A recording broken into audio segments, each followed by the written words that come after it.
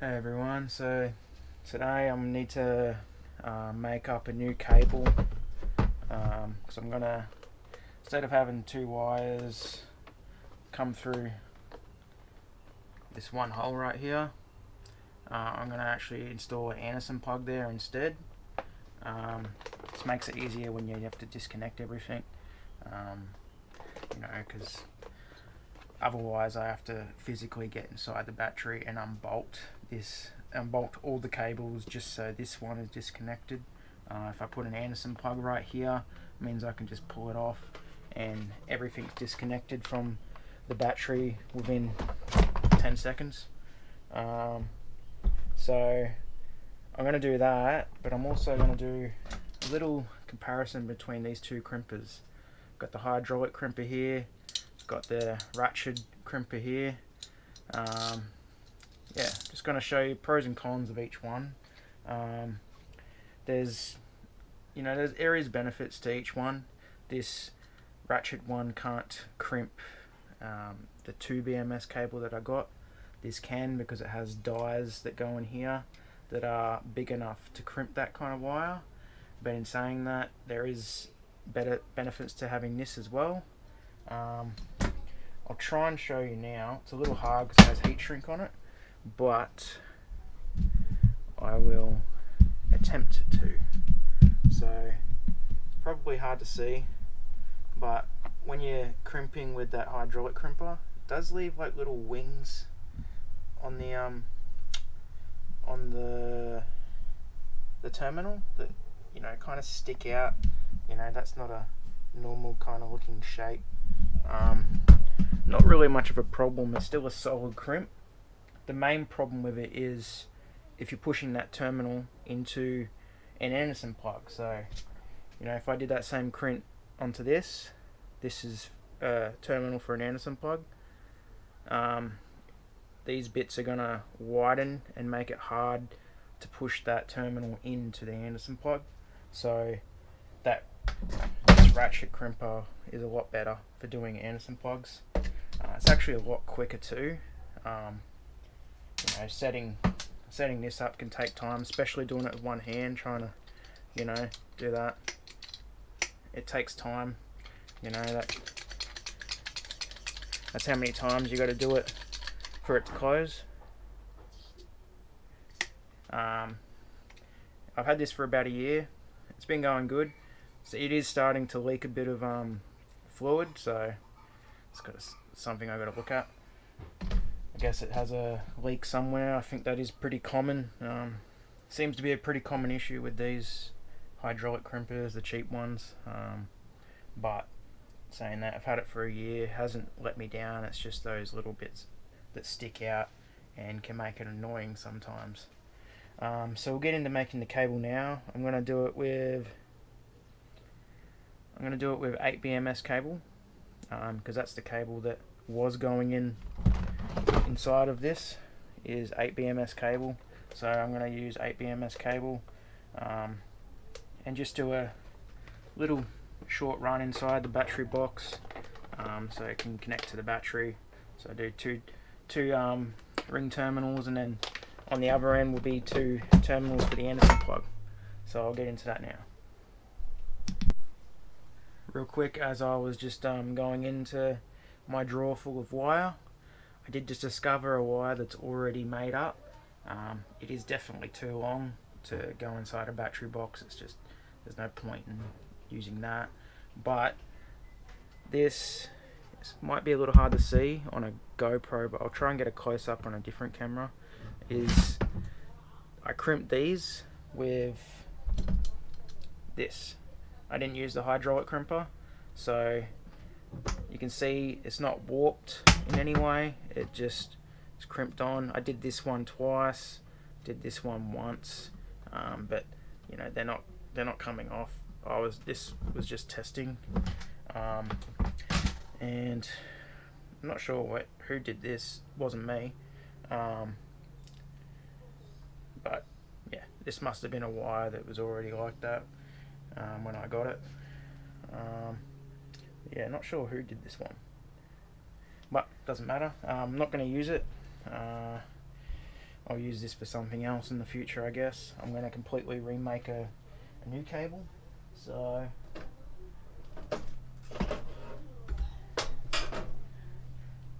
this one looks a bit shorter. I probably will shorten it to begin with anyway, so I'll just use this one. This is 8 BMS cable still, not the thick stuff. Still pretty thick. It's just, this cable runs to just an Anderson plug at the front of the drawers. If you look back in my previous videos, you'll see that one Anderson plug at the front of the drawers. That's what this runs to. I mainly use that to charge the battery straight from the front, because my charger has a Anderson plug already on it, so I can just connect that up and charge my battery straight from there. So that's how I'm going to do it. Alright, we'll get into it now. So the way I'm kind of figuring out how much wire I need is, I've already put the wire through the hole that it's going to be in, move it back to around where that Anderson plug's going to be, and then you always got to make sure that it can reach over to the other side over here, because that will either be a positive or a negative over there. So you chop it off around here, that way there's enough room for it to get onto the positive and negative.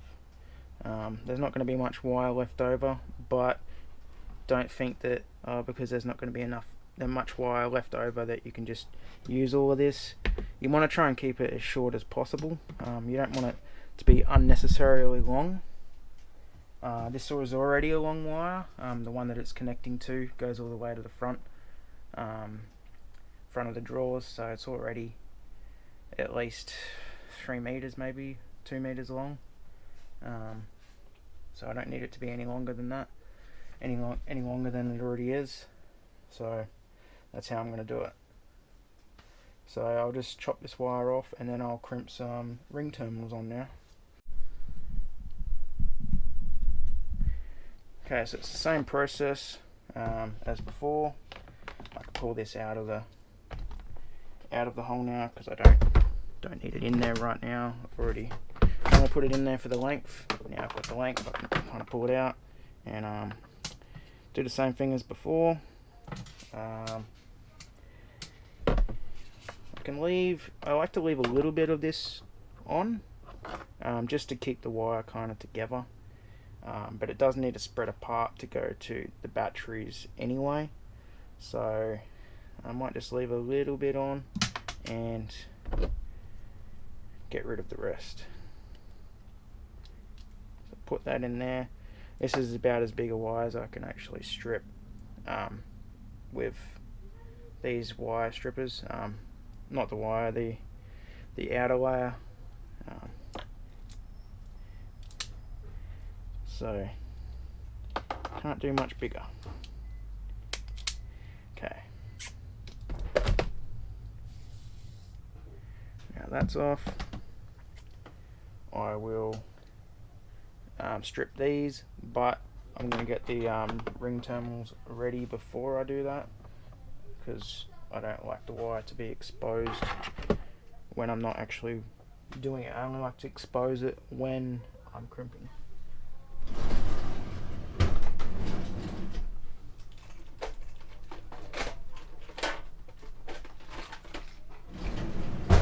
So I've got some plugs here.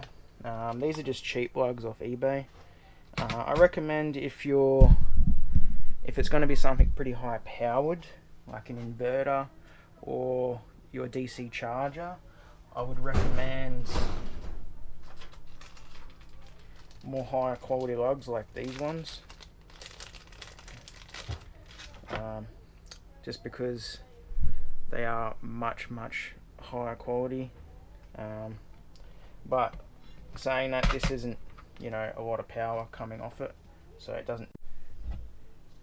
So first things first, you got to strip the wire. So I'll try and do this all on camera. I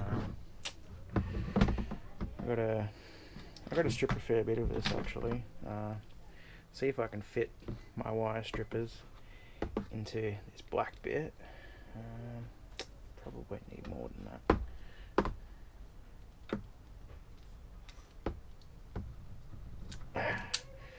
black bit's always harder to get off because my wire stripper's just fitting it. Might have got it there. Pull all that insulation out of it, so there's 2 wires exposed. Not sure what this powdery substance is that's always in the inside. If you know what that is, comment below. But yeah, because it needs to go to each side of the battery, that's why I have to strip so much. So it's like that. So now I'll just go strip. Now I kind of like to strip one at a time. Reason why is I don't like the wire to be exposed, because it's down on my bench. If I strip both, the other wires, hanging around, it could be a bit dirty on the bench. The wire's getting smushed into that. I don't want anything on the wire. I want to keep it clean as possible. So that's why. If your wire is dirty, if the tip's dirty because the tip is exposed, just chop that little bit off, and don't use that bit. You don't want to use dirty wire. So I'll crimp this, and then I'll strip the other side and do that. So I will get my terminal, put it in here. But what did I do wrong? Heat shrink. Okay, because you might not always be able to fit heat shrink over the terminal. This one I probably can because it's pretty small, but sometimes you can't get it over it. You haven't got heat shrink that's big enough to get over the terminal, but you have heat shrink that's big enough for the wire. So they're 2 different things. You're best off just putting the heat shrink on first. So got my heat shrink. Another good tip is to use heat shrink that has glue inside of it, because that glue helps a lot. If something were to go wrong and the crimp wasn't too great and it came off, well, you could be in a lot of trouble. But if you have heat shrink that's keeping at least these stuck on, at least it's going to be bolted, or in this case into an Anderson plug, so it's not going to actually go anywhere. It's not going to come out of anything and short something out. It's going to stay where it is, even if it's a bad connection. So I recommend heat shrink with glue. Don't need heat shrink this long, so just chop it in half.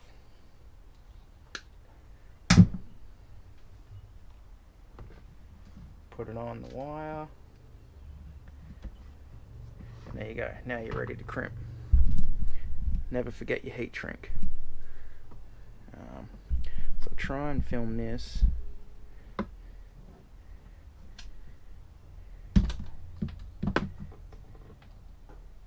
Put it in there like that.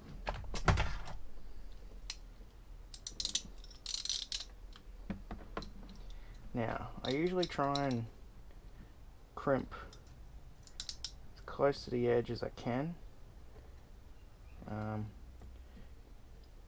So I can do twice.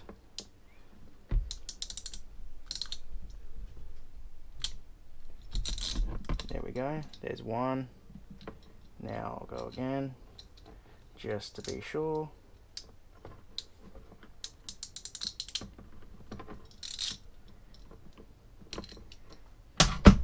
There's 2.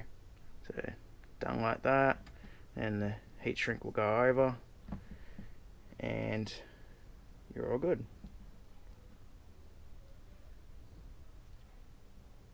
So that one's done. Obviously, give it a nice pull test. Make sure that it's not going to come off. That ain't coming off. It's not going anywhere. So that one is done. Try and pull that heat shrink back a little bit, and then I'll just go over that with a heat gun, and that'll be it. I haven't got power in my shed at the moment, so I will take this cable all the way out to somewhere with power to heat shrink these, and make sure that glue seals it and wraps around it nice and tightly, so we have a solid connection. Now I'll do the other side, and that's the real benefit of having these crimpers. These crimpers were actually cheaper than the hydraulic ones,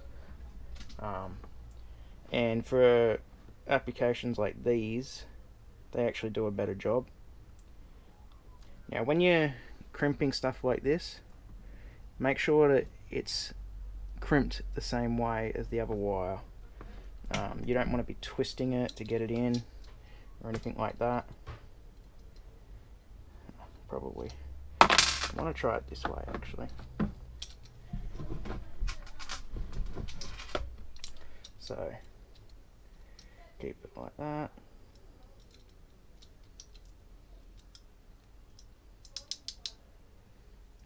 Now that it's secure in there, that's how I usually do it. Now that it's secure in there, I'll just push this wire in, make sure it's all the way in, and flip it. And then just go over it one more time.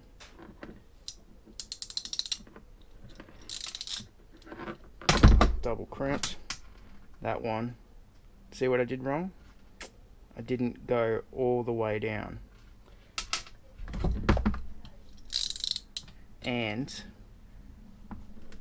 if you're watching closely, I used the wrong size. Always got to make sure that you're using the right size. So this has an 8 for it. Does not mean 8 gauge wire. Okay? It might, but it doesn't. I should have been using the smaller one right above it. So this one's good for 6 BMS wire. The one above it is good for 8 BMS. So I showed you, did not crimp very tight. See if you can see in there. I will try and get a close up of this, because GoPros aren't good with close up anything. But see in there, it is a nice crimp, was not tight enough. So yeah, I wouldn't throw this out, because you might still be able to use it for a smaller gauge wire. So I'll leave that in there. I got heaps of these things. I got heaps of spares in case you do a bad crimp. It's always worth having spares. If you always are the kind of guy that gets the right amount of something, you know, you need 2 of these to do a job. If you stuff it up, you're going back to the shop just to get another one. So it's worth having extras, just in case. And you'll see why I didn't put the heat shrink on before, because I was planning on redoing this anyway. So put that heat shrink on. Now that heat shrink's a little tight. Is that in the right pile? May not have been in the right pile, or this one might be just tight. It is pretty tight actually. I'll just go up one.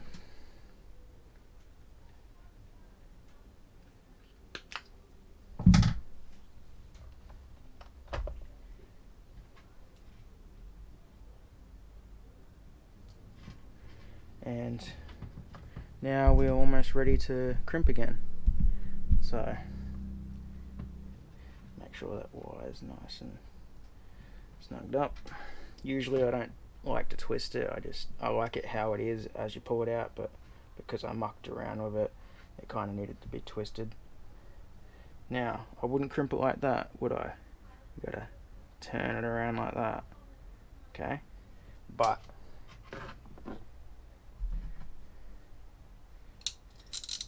put it in here first.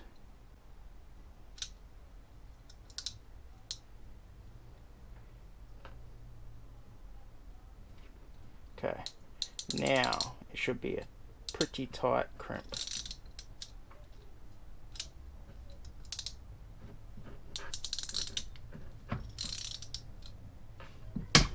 Okay, that shouldn't come off now. Nice and tight. Where's my pliers? Always give it the pull test just to make sure nothing went wrong. And that's on there. So that's 2 successful crimps. And now the only thing left to do is just heat shrink it and then move on to the other side, which will be the battery side. Okay, so the GoPro just died. Just got the phone on right now because the camera got too hot. So where were we? We just need to put the 2 ring terminals on this side now. So we'll go ahead and stick some heat shrink on it. Get that ready.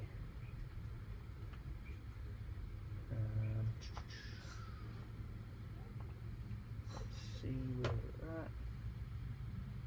Not that size. So cut some of this. The way I like to film my videos is I don't like to cut.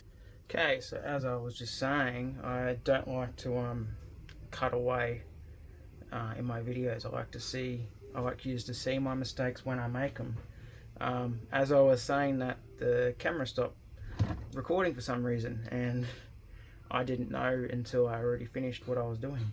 So I had already crimped these terminals on.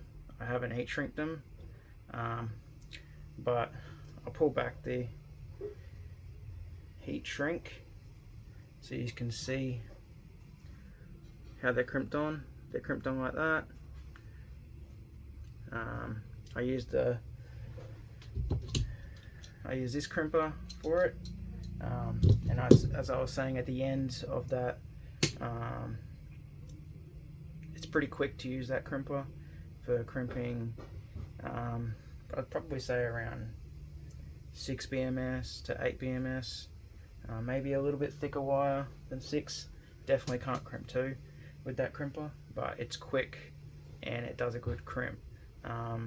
Compared to the hydraulic crimper, it's much faster. The hydraulic crimper can do thicker gauge wire, so it's definitely a benefit, but it's slow. So I'm going to show you guys how to use the hydraulic crimper now and show you guys the differences. So just place that over there, and I'll get a fresh piece of wire and show you guys. Okay, so just strip the insulation back. Now I'll point the camera down so you can see what I'm doing down here. So just going to strip the positive, put it here, and I'll get a lug. Try and use a lug that I don't really use that much, but I'll use that dodgy one that I was looking at before. Yeah, that was it. Now, because of the last gauge wire that I crimped on the hydraulic crimper was 2 BMS, I'm going to have to change the dies, which means, if you don't know what that means, all these inside are all dies, just for different gauges of wire. So this actually comes out. If you're wondering what number I was using for 2 BMS, it says 25 on it, on the dies. You know, it's supposed to crimp it like that, but because, should I put them over here? We'll need them soon. because I'm using thinner wire, might use, yeah, these look alright. It says 8 on the die, so I put them into the hydraulic crimper.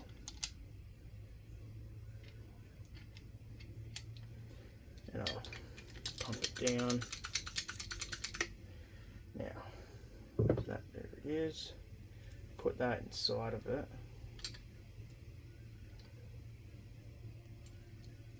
It's a little tricky to use this hydraulic crimper when you're by yourself. You haven't really got much of a choice.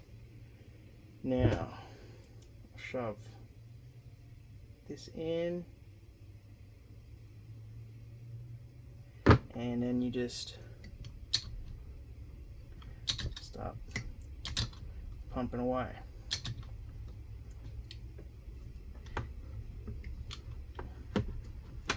Okay, might have the wrong die because I don't know how good of a connection I just put on it, but I will show you the issue. See the issue? These little wings that come off the sides, you know, they're not the prettiest looking thing. You know, if you compare it to something like this, you know, these are a lot wider, same terminal, but these, it just flattened the edges so much that they're sticking out now. And if you're pushing, you know, a terminal like this into an Anderson plug, obviously this isn't for an Anderson plug, but if you were, it wouldn't fit. You'd struggle to get it in. But in saying that, it does do a pretty good job in actually crimping it. I may go down a little smaller size, but so that was an 8. What size is this? 6. So go down to a 6. I don't want to tug on that just yet and see if it crimped it, because I'm not sure that I crimped it enough. And obviously if you pull the cable out, then it's done. You got to get another terminal then, and I don't want to go wasting terminals. So I'll pop this back in.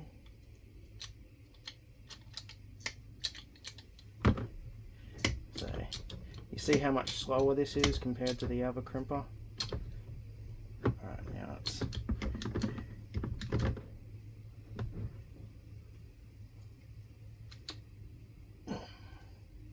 alright, that's finished now. Do a pull test. Yep, she's on there. But yeah, the only problem is the little wing bits that it's just flattened. You can see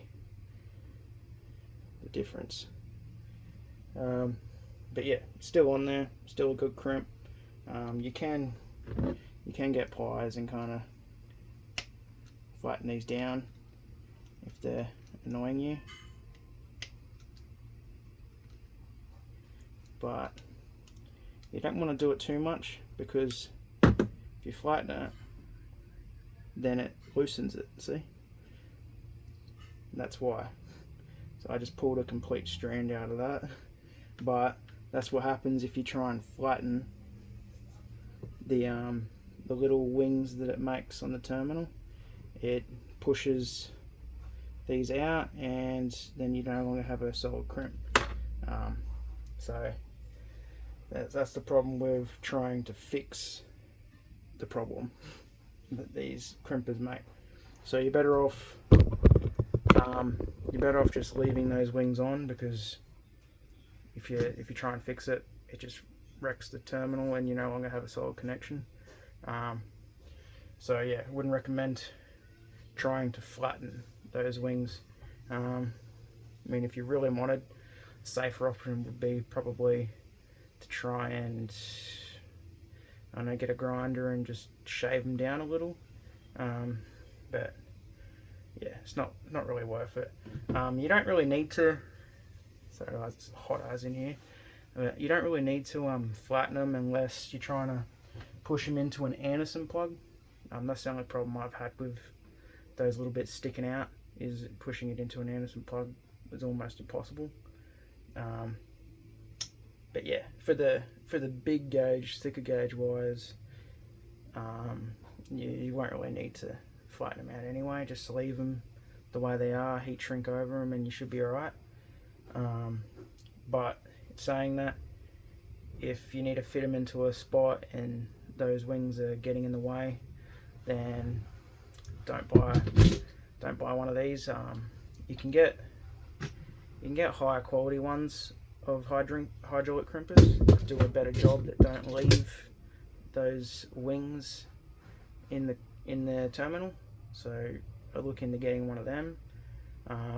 If you don't care about the wings, well, just buy the cheap one.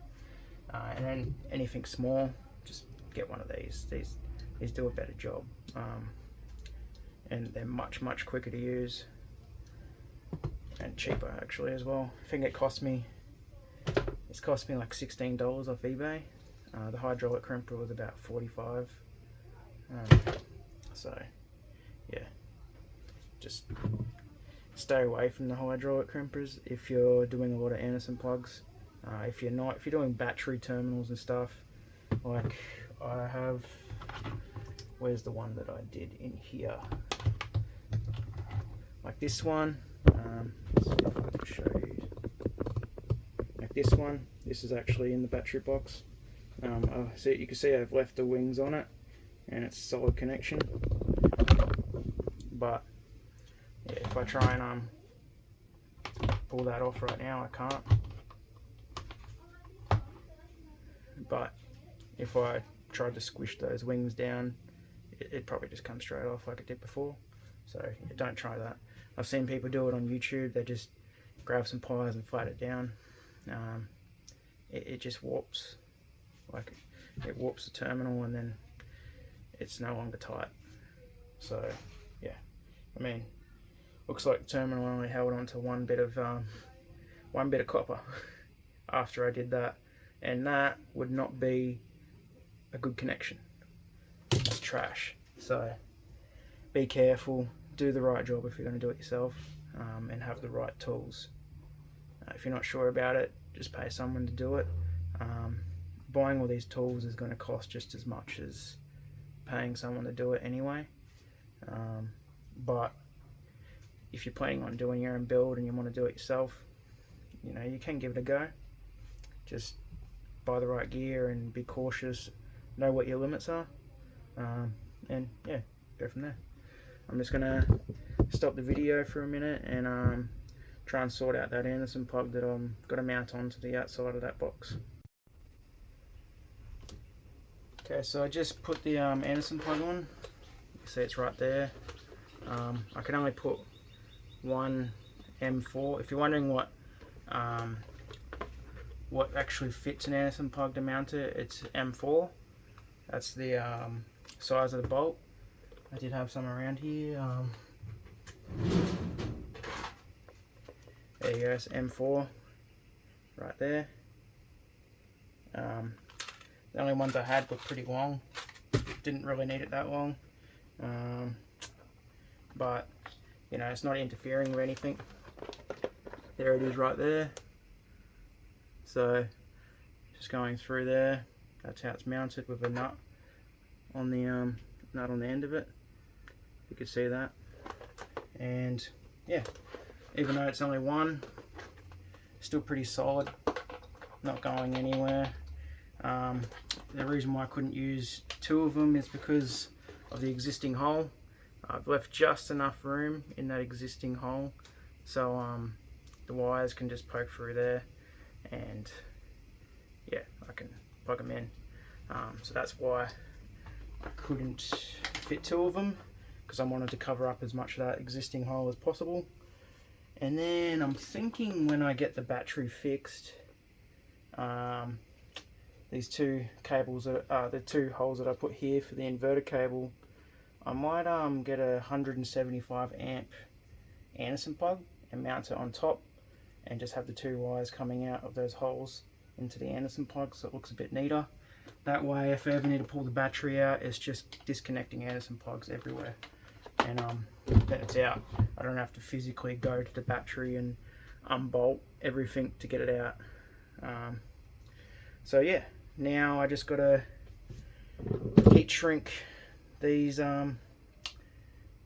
Put the heat gun over the heat shrink so it shrinks over the terminals, and then I'll be ready to install it into the Anderson plug.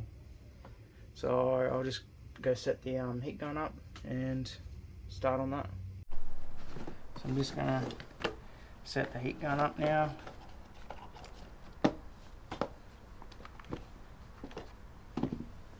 And I'll pretty much just apply heat to the heat shrink.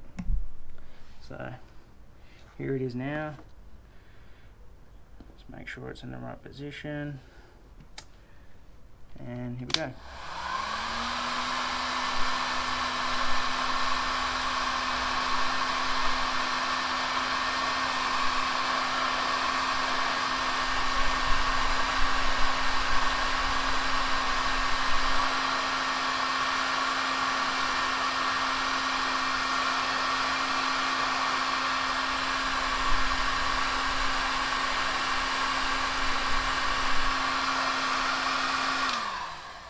Now, it's going to be hard to see on this camera, but I'll try and get it on the other one again. But you can actually see the glue starting to ooze out a little bit. That is what you want. So you want to heat it up until you start to see that. That's when you know it's well, it's all sealed in there. Now I'll go to these terminals and do the same thing.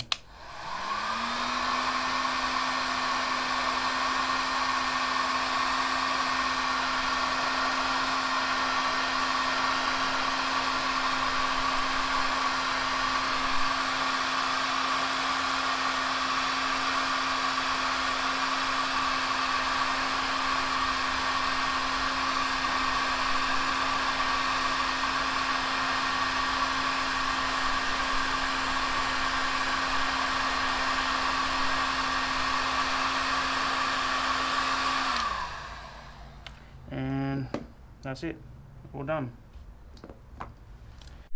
Okay, so back in the shed now. It's all done, cable's made up. Now I just need to plug these two ends into the Anderson plug, and then these two ends into the battery. If you're wondering why I keep on saying the battery fixed, that's because I installed an inverter about a week ago, and as soon as I turned it on, the BMS and the battery flicked off. Kept on doing that. I thought maybe the inverter was faulty, so I took it back to where I got it from. It's a kick-ass 1200 watt inverter, and they were pretty good. They brought two batteries out to the car, two separate batteries, hooked it up to both of them, ran a power tool off it, everything worked fine.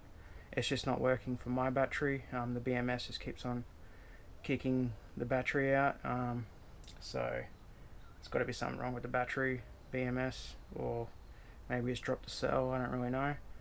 But I haven't sent it back yet.